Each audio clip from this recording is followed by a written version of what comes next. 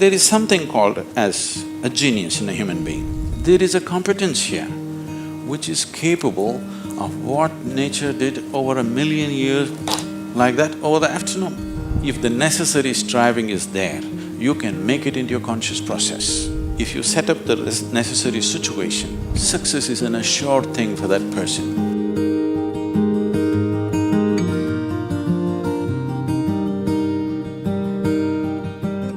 Small things or big things, it doesn't matter. In every single act, a human being longs to be successful. Life is an infinite number of doorways. If you are very diligent, you will open a few of them. If you're brilliant, you will open many of them. But if you're truly vibrant, then they will open for you. The process of being successful becomes so complex for people that why they're working towards it is generally completely forgotten, and they will start evolving concepts of success, all kinds of concepts. What is being successful? I would like to… Can I tell you a joke? You're looking so serious.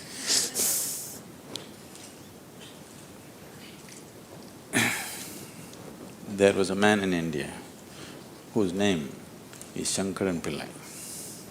Okay, it's like John Smith.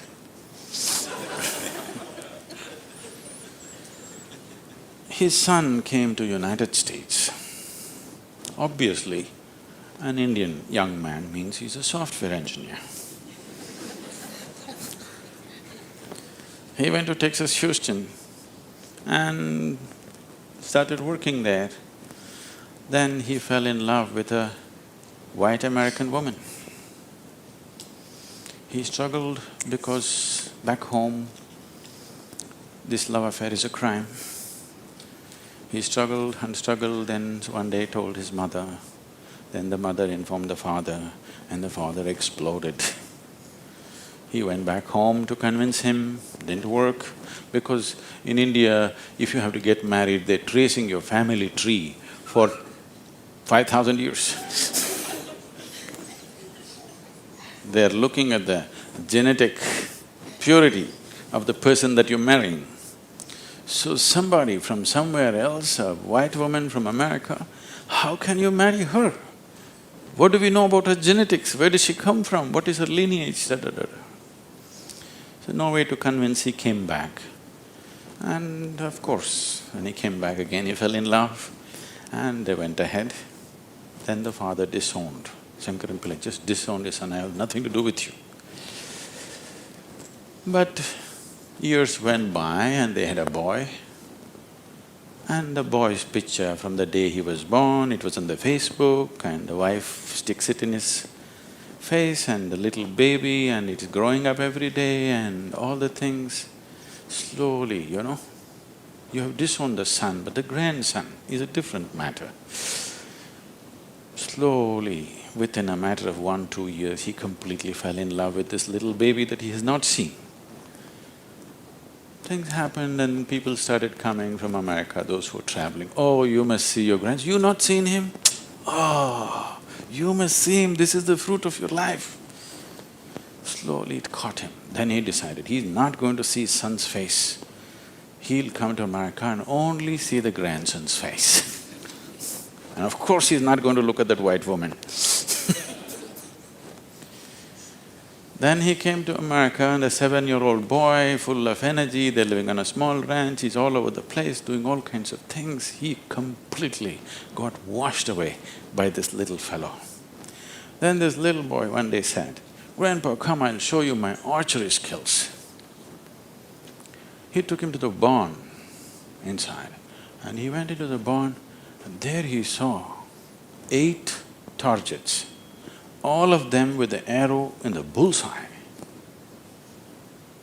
Shankaran Pillai looked at it and then he thought, oh, this is my grandson. He thought of all the great legendary archers of India, Arjuna and Ekalavya and he saw the future, all the Olympic gold medals falling from the sky. Then he asked for "From what distance did you shoot?" The boy said, "From 20 yards. "What? From 20 yards, 8 targets, you shot them dead on, bullseye? How do you do this?" Then the boy said, "Grandpa, I first shoot and then paint the target." So, these concepts about being successful can be very crippling. And I've continuously been with people, they've reached a certain point of success and their concepts of success are not fitting, their life is not fitting into their concept of success and it's breaking it and they think something is going wrong.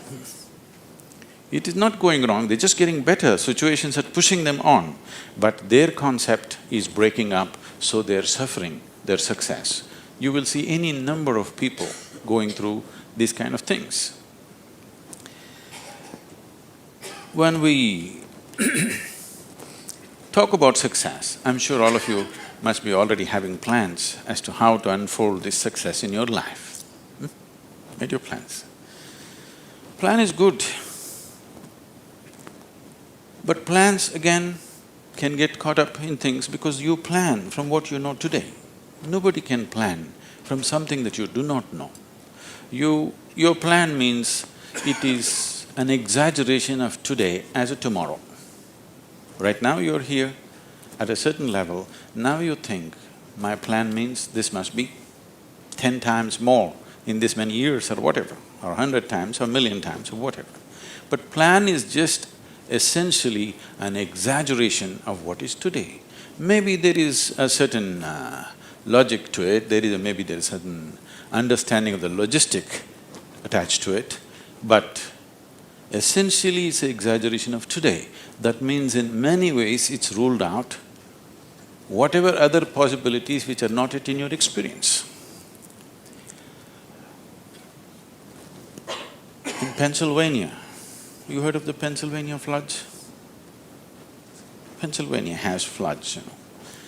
It once happened, a big flood came and water started rising in a small town and it rose up to the house is getting submerged. So 2 young boys got onto the roof of their house and they were sitting there. And then they saw a hat going up and down in front of the house.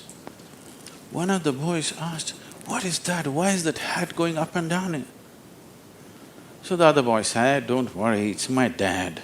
Yesterday night he got into a fight with my mom and took a vow, hell or high water, I'm going to mow that lawn."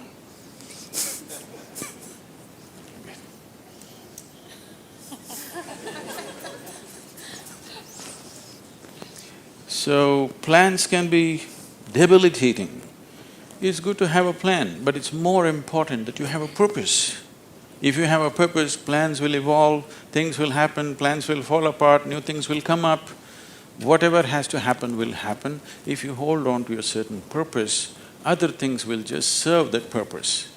But if you are very committed to a plan as such, then plan can become a blueprint for restriction. It is also a possibility. It's all right to hold a plan, but you must hold a plan at a certain distance. You shouldn't get identified with the plan.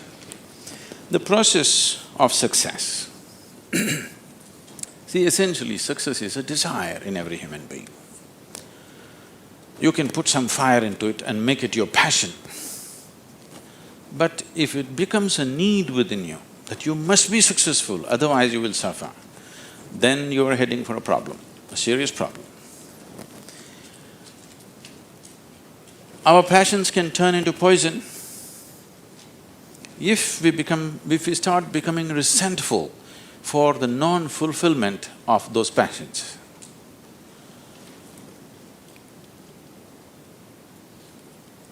When I say turning into poison, today there's substantial medical and scientific evidence to show that if you become resentful, when you resent something, when you're angry with something, when you're frustrated with something, we can medically today check, we can do a little bit of blood work and show you're actually putting poison into your system. These are poisons that you drink and you hope somebody else will die. Life does not work like that. If you drink poison, you die, and it's fair. It's very fair, isn't it? If you drink poison, you must die. I drink poison, I want him to die. It doesn't work like that. So these emotions always take away the fundamental ability. See, there is something called as a genius in a human being. Every human being has it, every human being touches it at some moment of life. But the question is, how often do you touch it? That's a question. You sparked once in your lifetime, that's not good enough. You must be sparking all the time, isn't it? What is genius? There are many ways to look at it. One simplest way to look at it is, when we say intelligence, we are always thinking logical thought. No, logical thought will be meaningless probably in another 25 years, because your computer may be able to explore all the permutations and combinations of logical thought much quicker and better than you can do. So touching the genius means there's another dimension of intelligence within you. What did you have for breakfast? Chicken and salad. See, he ate a chicken. Over the afternoon, this chicken has transformed itself into a human being. If you ask Charles Darwin, how long does it take for a chicken to become a human being, he would talk in terms of millions of years. Here he is. Over the afternoon, he transforms a chicken into a human being. So there is an intelligence here, there is a competence here, which is capable of what nature did over 1,000,000 years like that over the afternoon. Only thing is, this is an unconscious state of intelligence. Whatever is unconscious, if the necessary striving is there, you can make it into your conscious process. In your conscious process, if this intelligence, even a drop of this intelligence is available to you, suddenly life will spark like it's a magic. What everybody slogs for, you can just simply do it. Now when I say intelligence, always people would think this. If you say intelligence and ask them to show in sign language, they'll always say this, isn't it? They'll not say this or this or this or this, but one cell in your body is doing more activity than your brain could ever do. One molecule of DNA is doing so many millions of functions in a minute that you can never ever figure it out. Yes or no? So in yoga, in the yogic systems, in the yogic sciences, we never look at anything as mind. There's no such thing as mind. There is a physical body and there is a mental body. So you learn to think through your body. You know, it's a short session, it's not an area that we should enter right now, but I have to tell you this. There are many things personally that I do at the same time.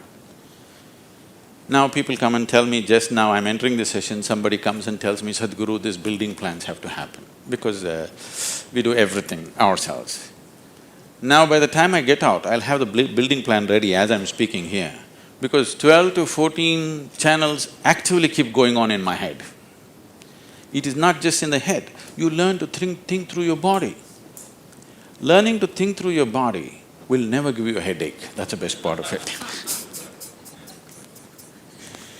Now, all these responsibilities and 1,000 things happening at the same time, won't you get stressed? There is no such thing, because you use a deeper dimension of yourself and everybody is capable of this and everybody has it.